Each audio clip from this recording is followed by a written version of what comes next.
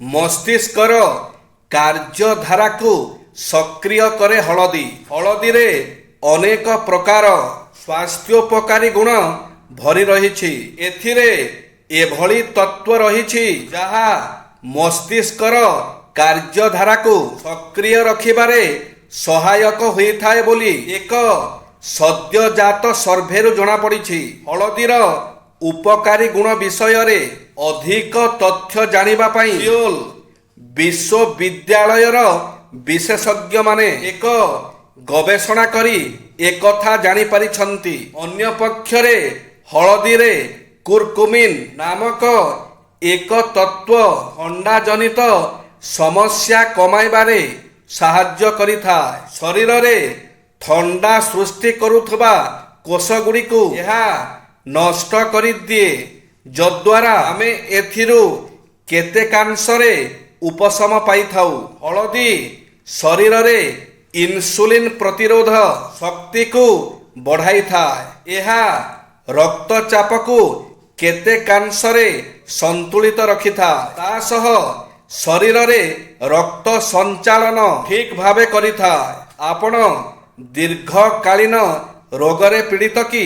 ଏହାକୁ ଖାଇବା ଦ୍ୱାରା ଆପଣ ଏଥିରୁ କେତେକାଂଶରେ ଲାଭ କରିପାରିବେ ବୋଲି ଉକ୍ତ ବିଶ୍ୱବିଦ୍ୟାଳୟ ପକ୍ଷରୁ ପ୍ରକାଶିତ ରିପୋର୍ଟରେ ଉଲ୍ଲେଖ କରାଯାଇଛି।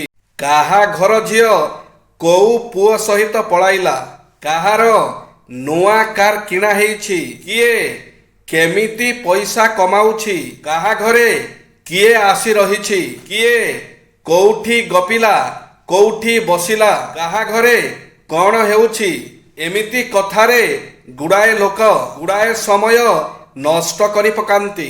ହେଲେ ନିଜ ଘରେ କ'ଣ ହେଉଛି, ନିଜ ସଂସାର କେମିତି ଚାଲିଛି ତାହା ଜାଣିବାକୁ ସମୟ ପାଆନ୍ତି ନାହିଁ।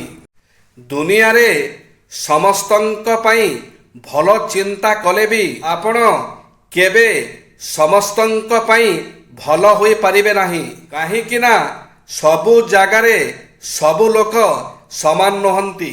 ମନ ଭିତରେ ବିଶ୍ୱାସକୁ ଜାଗ୍ରତ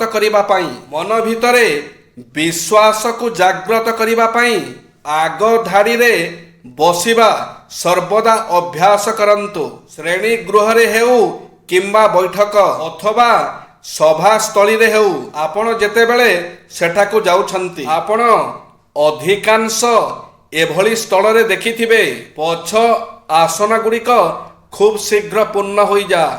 କାରଣ କ'ଣ ଜାଣନ୍ତି? ପଛରେ ଯେଉଁମାନେ ବସନ୍ତି ସେମାନେ ନିଜକୁ ଅନ୍ୟମାନଙ୍କ ସମ୍ମୁଖରେ ପରିଦୃଶ୍ୟମାନ ହେବାକୁ ପ୍ରାୟତଃ କୁଣ୍ଠାବୋଧ କରିଥାନ୍ତି। ସେମାନଙ୍କଠାରେ ଆତ୍ମବିଶ୍ୱାସର ଅଭାବ ପରିଲକ୍ଷିତ ହୋଇଥାଏ। ଅପରପକ୍ଷେ ଆଗ ଧାଡ଼ିରେ ବସିବା ଦ୍ୱାରା ଆତ୍ମବିଶ୍ୱାସ ବଢ଼ିଥାଏ। ଯଦି ଆପଣ ଆଗ ଧାଡ଼ିରେ ବସିବାକୁ ପୂର୍ବରୁ କୁଣ୍ଠିତ ହୋଇଥାନ୍ତି, ତେବେ ଆଜିଠାରୁ ହିଁ ଆଗ ଧାଡ଼ିରେ ବସିବା ଅଭ୍ୟାସ ଆରମ୍ଭ କରିଦିଅନ୍ତୁ। ଆପଣ ଅନ୍ୟମାନଙ୍କ ଦ୍ୱାରା ପରିଦୃଷ୍ଟ ହେବେ ସିନା, ଅପରପକ୍ଷେ ଆପଣଙ୍କର ଆତ୍ମବିଶ୍ୱାସର ପରିମାଣ ବଢ଼ିବା ଅନୁଭବ କରିବେ। ଜୟ ଶ୍ରୀ ଜଗନ୍ନାଥ।